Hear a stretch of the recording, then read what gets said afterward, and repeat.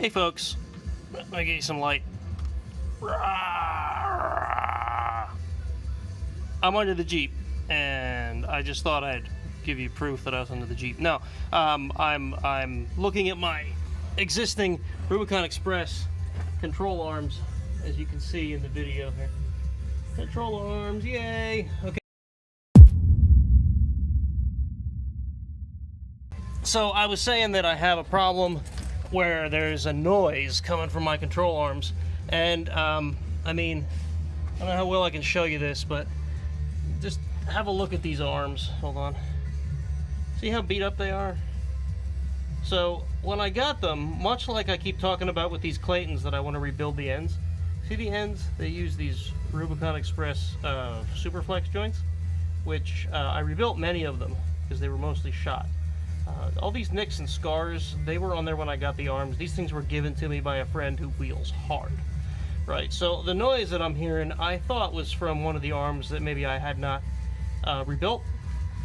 Well, it turns out, I think it's this. I don't know how well you guys can see this, right? This bolt here. You see how around the bolt there's like a clean spot? Yeah, that makes me feel like this bolt is moving. So I went and I put a torque wrench on it. Hold on, this video is horrible, and I'm sorry, guys. So I went and I put a torque wrench on it to make sure that it was torqued, and the bolt is torqued properly, but it still spins, and I think that means I need to replace the bolt.